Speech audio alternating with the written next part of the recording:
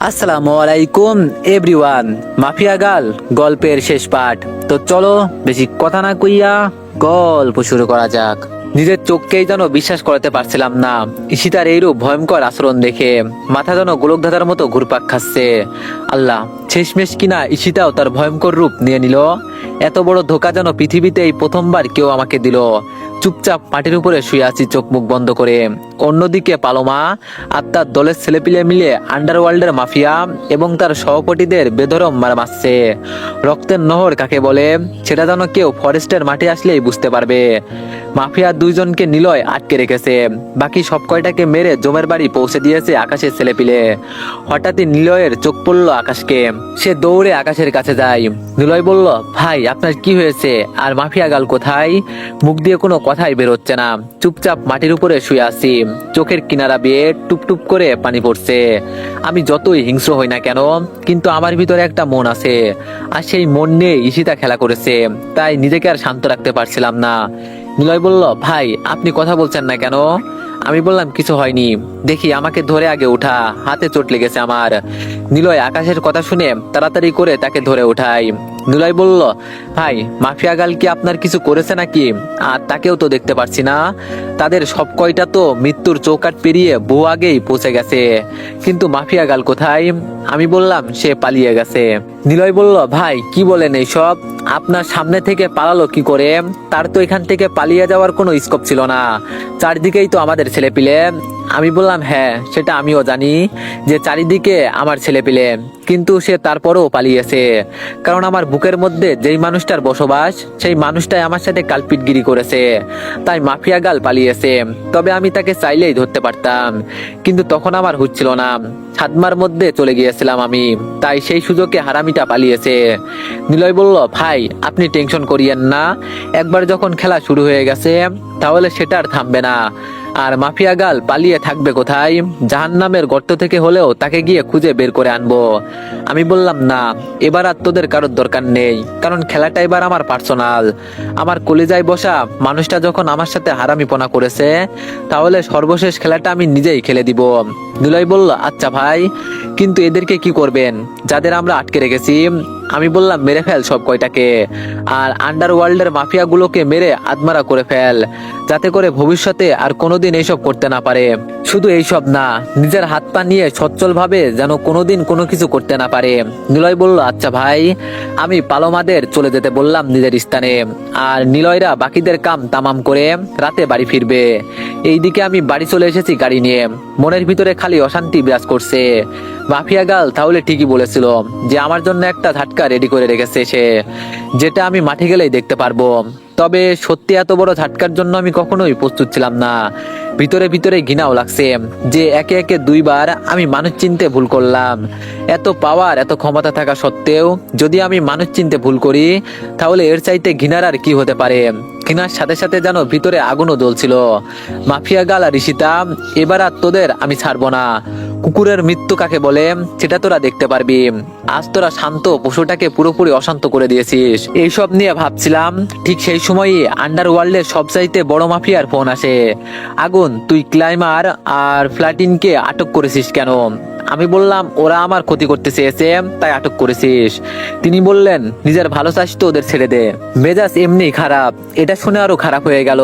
আব্বে কুত্তে কি औलाद जो उखड़ना है उखड़ ले, वो लोग तो मर गया, साथ में तू भी मरेगी, कुछ बोलने के लिए आएगे तो साला गिरगिट की औलाद বলে মুখের উপর ফোনটা রেখে দিলাম। ভিতরে দাউ দাউ করে আগুন জ্বলছিল, সারা শরীর যেন থরথর করে কাঁপছে।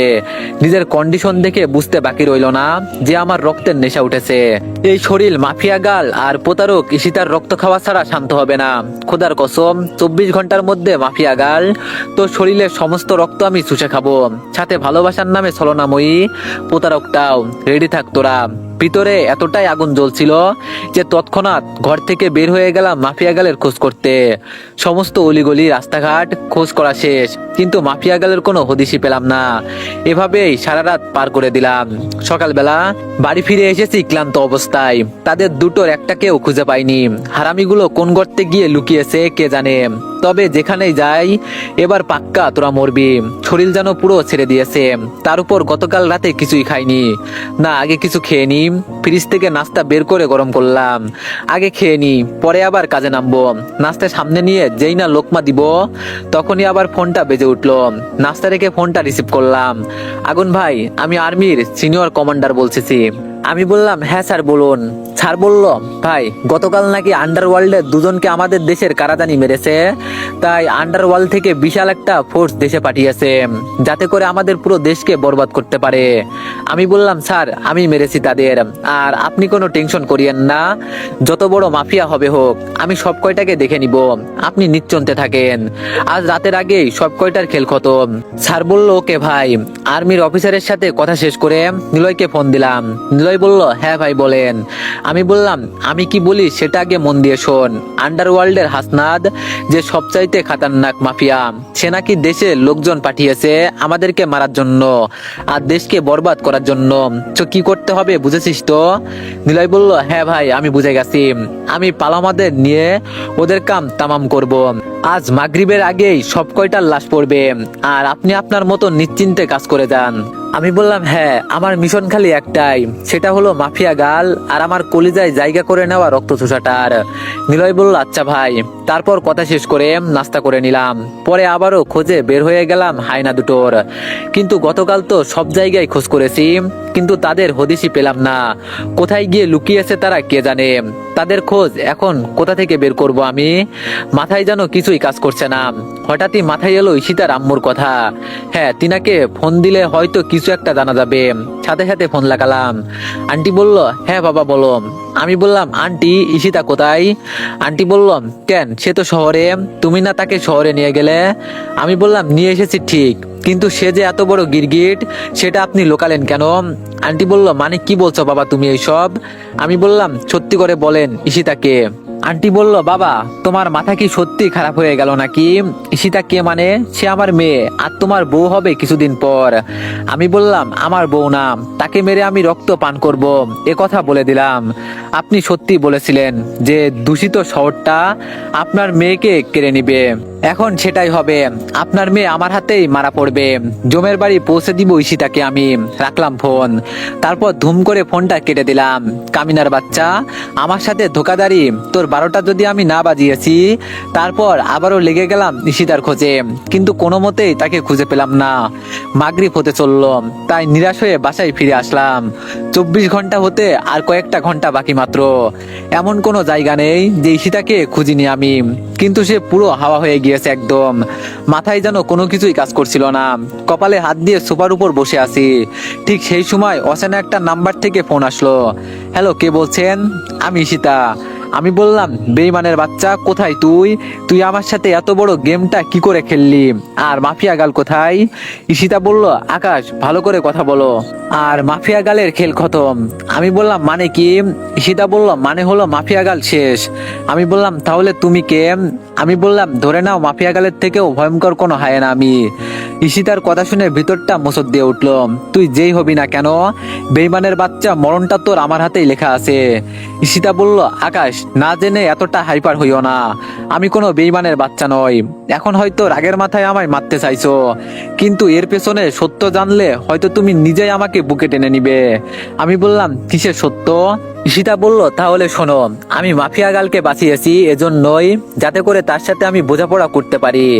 আমি বললাম, কিসের বোঝাপড়া আর কিসের সম্পর্ক তার সাথে তোমার, যার জন্য তুমি আমার পিঠ পিছে ছুরি মারলে? ঈশিতা বলল, আকাশ প্লিজ শান্ত হও, আগে আমার পুরো কথাটা শোনো, তারপর না হয় যা করার করিও আমার সাথে। আকাশ, আমি সরি তোমার কাছে যে আমি তোমার পিঠ পিছনে ছুরি মেরেছি, কিন্তু বিশ্বাস করো আমার মাঝে এতটা হিংস্রতা জন্ম নিয়েছিল যা তোমাকে বোঝাতে পারবো না। আমি বললাম, ঈশিতা কিসের এত হিংস্রতা তোমার মাঝে? ঈশিতা বলল, আকাশ তুমি জানো না, মাফিয়া গালকে আমি আমার সমস্ত ডিটেলস দিয়েছিলাম, কারণ সে একদিন আমার কাছে আসে, তারপর সে আমার কাছে সাহায্য চায় যে আমার সম্পর্কে বিস্তারিত বললে সে আমার ভাইয়ের মৃত্যুর প্রতিশোধ নিবে, আর তারও কাজ হয়ে যাবে, আগুনের সাথে দেখা পেয়ে যাবে সে আমার ক্যারেক্টারের ধারণা করে। এইদিকে আমিও আমার ভাইয়ের প্রতিশোধ নিতে পারবো।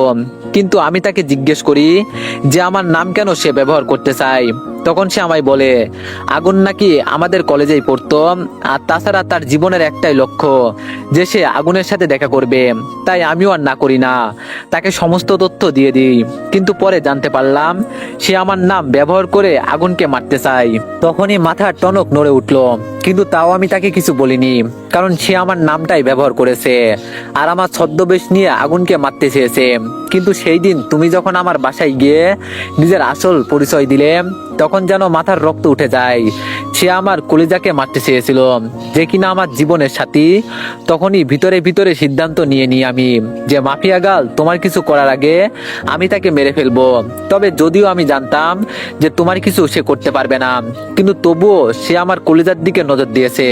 তাকে শেষ না করে কিভাবে শান্ত থাকি আমি, তাই তার খোঁজ করতে থাকি। পরক্ষণই তার খোঁজ পেয়ে যাই, কিন্তু পরে এসে দেখি সে তোমার সাথে দাঙ্গা লাগিয়ে দিয়েছে। আমি জানি যে তুমি তার যা ইচ্ছা তাই করতে পারো, কিন্তু আমার মনের আক্ষেপ তো আমি মিটাবই। তাই আমি তাকে সেখান থেকে তুলে নিয়ে আসি আর আমার ক্ষোভ আমি পূরণ করি। ঈশিতার কথা শুনে চোখ জোড়া যেন কপালে উঠে গেল আমার।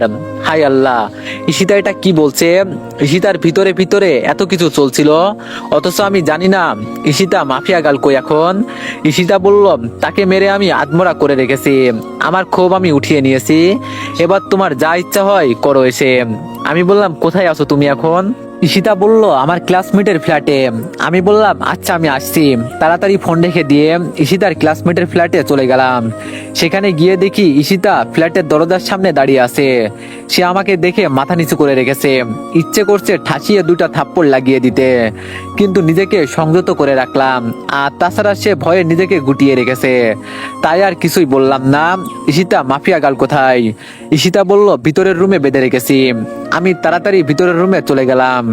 সেখানে গিয়ে দেখি ঈশিতা মাফিয়া গালকে শিকল দিয়ে বেঁধে রেখেছে, তার নাক মুখ দিয়ে ফেটে রক্ত গড়িয়ে পড়ছে। মাফিয়া গালের অবস্থা দেখে জানো নিজেই আতঙ্কিত হয়ে গেলাম। তাকে দেখেই বোঝা যাচ্ছে যে ঈশিতা তাকে সত্যি বেধড়ক মার মেরেছে। ঈশিতা সে কি মরে টরে গেছে নাকি? ঈশিতা বলল না মরেনি, তবে মায়ের খেয়ে বেহুশ হয়ে গিয়েছে। আমি বললাম আচ্ছা যাও, জগে করে পানি নিয়ে এসো। ঈশিতা আমার কথা মতো জগ ভরে পানি নিয়ে আসলো। আমি সেটা হাতে নিয়ে মাফিয়া গালের মুখের উপর ছুঁড়ে মারলাম। কিছুক্ষণ পর তার গান ফিরে আসলো। কিরে জানোয়ারের বাচ্চা, এখন তোর কেমন লাগছে? মাফিয়া গাল বলল আগুন তুই মরবি। আমি বললাম এই না না না, এই চিন্তা ভুলেও করিস না। আমাকে মারতে চেয়েছিস দেখে আমার বউ এই তোর হাল খারাপ করে দিয়েছে। একবার ভাব, তাহলে যদি আমি তোকে কিছু করি তাহলে তোর হাল কেমন হবে? মাফিয়া গাল বলল আমার কিছুই করতে পারবি না তোরা, বরং তোদের দুটোকে আমি শেষ করব। আমি বললাম তুই আগে জীবিত থাকিস কিনা সেটা দেখ। ঈশিতা পারলে আমাকে একটা ব্লেড আর রেজার এনে দাও তো। ঈশিতা বলল আচ্ছা আমি খুঁজে এনে দিচ্ছি। আজকে মাফিয়া গালের অবস্থা আমি খারাপ করে দিব। অনেক উড়েছিস, এইবার খেলা একদম শেষ। ঈশিতা বলল আকাশ এই নাও তোমার জিনিস। আমি বললাম হ্যাঁ দাও। ঈশিতার হাত থেকে ব্লেড আর রেজারটা নিয়ে মাফিয়া গালকে পুরো নেড়া করে দিলাম। মাফিয়া গাল বলল আগুন তুই কিন্তু কাজটা ভালো করলি না। একবার খালি আমি এখান থেকে ছাড়া পাই, তারপর তোদের দুটোকে আমি জীবিত দাফন করে দিব। আমি বললাম হারামির বাচ্চা, এখনো দেখি অনেক বড় বড় কথা বলছিস। এত বড় একটা দানবকে চোখের সামনে দেখে এখনো তোর ভয় কমছে না? মাফিয়া গাল বলল আমি ভয় পাই না, তোরা ভয় পাবি, কারণ আমার কিছুই করতে পারবি না তোরা। আমি ওমর, আমার মরণ নেই। আমি বললাম ঈশিতা কাল নাগিনীটার মাথা খারাপ হয়ে গেছে, ওকে কি করা যায় বলো তো? ঈশিতা বলল আমি কিচ্ছু জানি না, তুমি কি করবে করো। আমি বললাম কিরে কি করব বল তোর সাথে? মাফিয়া গাল বলল আমায় ছেড়ে দে, তাহলে তোদের জীবনও বেঁচে যাবে। না হয় তোর ছেলেদের যেভাবে মেরেছিলাম শরীর থেকে মস্তিষ্ক আলাদা করে সেভাবেই তোদেরকে মারবো। মাফিয়া গালের কথা শুনে তৎক্ষণাৎ মনে হয়ে গেল আমার দলের সেই দুটো ছেলের কথা, যাদেরকে হায়নার বাচ্চাটা বিভৎসভাবে মেরেছিল। না, ওকে আর বাঁচিয়ে রাখা যাবে না। লাশ দুটোকে ধরে শপথ করেছিলাম যে ওদের চাইতে ভয়ঙ্কর মৃত্যু আমি মাফিয়া গালকে দিব। সাথে সাথে কোমর থেকে চাইনিজ কুড়ালটা বের করে মাফিয়া গালের গলার মধ্যে পোস্ট দিয়ে দিলাম। মাফিয়া গাল গরুর মতো ধরপড় করছে মাটির উপরে শুয়ে শুয়ে। এইদিকে ঈশিতা ভয় পেয়ে যায়, সে সাথে সাথে খপ করে আমাকে জড়িয়ে ধরে। ঈশিতা বলল আকাশ আমার খুব ভয় করছে, দেখো না মেয়েটা কেমন ধরপড় করছে জবাই করা গরুর মতো। আমি বললাম, কলিজা ভয় পেও না, চিরনিদ্রায় পাঠিয়ে দিয়েছি ওকে, আর ধরফর করা এখনই থেমে যাবে। ওয়েট, শেষ খেলাটা খেলে দিই। তারপর কোমরের আশেপাশে থেকে মেশিনটা বের করে হাতে নিলাম। তারপর সেটা খুলে সব কয়টা গুলির বুলেট মাফিয়া গালের মুখের মধ্যে ঢুকিয়ে দিলাম। সে মিনিটের মধ্যেই সেখানেই দম ছেড়ে দিল। কেমন যেন ভয়ানক দৃষ্টিতে তাকিয়ে আছে মাফিয়া গালের লাশ আমার দিকে। তবে কেমন যেন খারাপ লাগছে নিজের ভিতরে। এই জীবনের প্রথম কোনো মেয়েকে মেরেছি আমি, কিন্তু এছাড়া কিছুই করার ছিল না আমার কাছে। তারপর মাফিয়া গালের চোখ দুটো নিজের হাতে দিয়ে বন্ধ করে দিলাম। মাফিয়া গাল, ভালো থাকিস পরপারে। ঈশিতা বলল, আকাশ প্লিজ এখান থেকে চলো, আমার খুব ভয় করছে। আমি বললাম, হ্যাঁ যাব। তার আগে নিলয়কে ফোন করে বলে দিই। সাথে সাথে নিলয়কে ফোন দিলাম। নিলয়, কি অবস্থা ওই দিকের? নিলয় বলল, ভাই সব কয়টা শেষ, এক একটাকে কুপিয়ে কুপিয়ে মেরেছি। আমি বললাম, হ্যাঁ ভালো করেছিস। আচ্ছা শোন, এইদিকে মাফিয়া গালের খেল খতম। তোরা এসে তার লাশটাকে চৌরাস্তার মোড়ে ব্যানারে লটকে রেখে দিয়াই, সাথে একটা কাগজ লিখে গলায় ঝুলিয়ে দিস যে এই ভয়ানক মৃত্যু আমার পাপের কারণে হয়েছে। তোমরা কেউ আর দ্বিতীয়বার আমার মতো ভুল করো না। নিলয় বলল, আচ্ছা ভাই। নিলয়ের সাথে কথা বলে ঈশিতাকে নিয়ে সোজা আমার বাসায় চলে আসলাম। ঈশিতা এখনো ভয়ে চুপচে আসে। বাসায় এনে ঈশিতার গালে ঠাস ঠাস করে 2টা থাপ্পড় বসিয়ে দিলাম।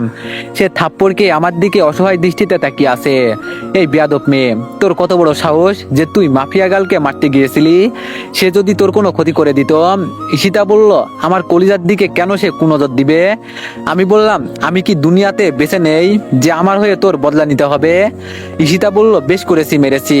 আর কেউ এমন করলে তাকেও ধরে নিয়ে গিয়ে পিটাবো। তোমার দিকে কেউ নজর দিতে পারবে না।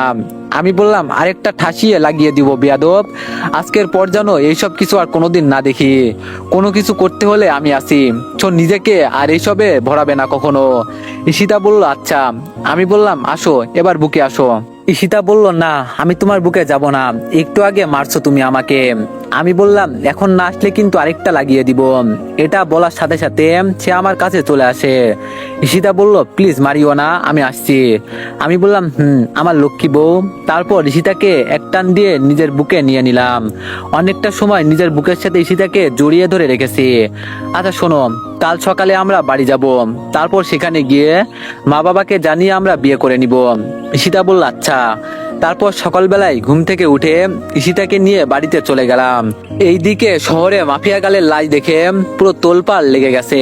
চৌরাস্তার মোড়ে হাজার হাজার মানুষ জড়সড় হয়েছে মাফিয়া গালের লাশ দেখার জন্য। সমস্ত নিউজ চ্যানেলে একই খবর টেলিকাস্ট হচ্ছে যে টেরোরিস্ট মাফিয়া গালের ভয়াবহ মৃত্যু। কে বা কারা মেরেছে সেটার কোনো হদিশ পাওয়া যায়নি। তবে আশঙ্কা করা যাচ্ছে আগুনের হাতেই তার মৃত্যু হয়েছে, কারণ আগুন ছাড়া মাফিয়া গালকে দমানোর মতো কেউই নেই শহরে। আমরা শিওর মোটামুটি আগুনকে নিয়ে, তাই আমরা তার কাছে চিরকৃতজ্ঞ, কারণ সে দেশকে এমন হায়ানাদের হাত থেকে বাঁচিয়েছে। না হয়তো মাফিয়া গাল পুরো দেশকে ধ্বংস করে দিত। সে আন্ডারওয়ার্ল্ডের মাফিয়াদের সাথে যুক্ত হয়ে আমাদের দেশকে বরবাদ করতে এসেছিল। সে শুধু একাই নয়, তার সাথে আরো অনেক কয়জন লোক ছিল, যাদের লাশও গতকাল আর্মিরা উদ্ধার করে। আর্মিদের রিপোর্ট অনুযায়ী জানা যায় যে আগুন এবং তার পুরো টিম মিলে এদের শেষ করে দিয়েছে। এইসব নিউজ শুনে কেমন যেন খুশি লাগছে। যাক, হায়ানাকে দমন করতে পেরেছি। এই দিকে ঈশিতাকে নিয়ে বাড়িতে চলে আসলাম। বাড়িতে এসে সবাইকে ঈশিতার কথা জানালাম। সবাই তো বেশ খুশি আমার কথা শুনে। অন্যদিকে ঈশিতার মাকে ফোন করে সব বুঝিয়ে বলেছি, আর আমাদের বাসায় আসতে বলেছি।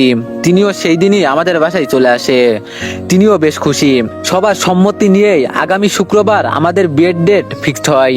দেখতে দেখতে শুক্রবার চলে আসে আর আমাদের বিয়ে হয়ে যায়। ঈশিতা আর আমি বাসর ঘরে বসে আছি। আমার তো আর তোর সইছে না ঈশিতাকে আদর করার জন্য। আমি কোনো কথা ছাড়াই হুট করে ঈশিতাকে জড়িয়ে ধরলাম, কিন্তু অবাক করার বিষয়, সে আমাকে ধাক্কা দিয়ে সরিয়ে দিল। আমি বললাম, ঈশিতা কি হয়েছে? ঈশিতা বলল, ছড়ো তুমি আমার কাছ থেকে। আমি বললাম, সরবো কেন? তুমি তো আমার বউ, আমি তোমাকে আদর করব। ঈশিতা বলল, না আদর করতে দিব না আমি। আমি বললাম, কিন্তু কেন? ঈশিতা বলল, কারণ তুমি একটা গুন্ডা, আর তুমি যদি আমাকে আদর করো তাহলে ভবিষ্যতে আমাদের ছেলে মেয়ে হলে সেও এমন হবে। আমি বললাম, আরে এমন কিচ্ছু হবে না পাগলি, আর আমি গুন্ডা না, আমি ভালো মানুষ। ঈশিতা বলল, তোমাকে চিন্তার বাকি নেই আমার, তো আদর টাদর বাদ। আমি বললাম, প্লিজ এমন করে না, আমি আদর করব তোমাকে। ঈশিতা বলল, তাহলে কথা দাও যে আমাদের ছেলে মেয়ে হলে তাকে তুমি ভালো মানুষ বানাবে। আমি বললাম, আচ্ছা যাও, কথা দিলাম, কিন্তু কোনো বাবা মাই তার ছেলে মেয়েকে খারাপ পথে যেতে দেয় না, আর আমিও তেমনটা করব না, তাদের ভালো মানুষ বানাবো। এবার তো কাছে যেতে দাও। ঈশিতা বলল, হ্যাঁ আসো। তারপর ঈশিতাকে জড়িয়ে ধরলাম, সেও আমাকে শক্ত করে জড়িয়ে ধরলো। তো এভরিওয়ান, সত্য দিয়ে বউকে কাছে টেনেছি। এখন আর কোনো কিছুই আপনাদেরকে বলবো না, কারণ জয় বাংলা কনসার্ট হবে এখন। সেই সব লোকে শুনলে মন্দ বলবে। তো যে যার মতো করে ভাবেন। আমি আমার বউকে আদর করি, ভবিষ্যতে কিছু হলে জানিয়ে দিব। এভাবেই শেষ হলো আরো একটি গল্পের কাহিনী।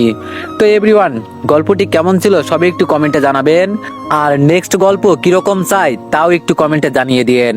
আর গল্পে যদি কোনো রকম ভুল ত্রুটি থাকে তাহলে সবাই একটু আমাকে ক্ষমার দৃষ্টিতে দেখবেন। সবাই ভালো থাকবেন, সুস্থ থাকবেন। ধন্যবাদ।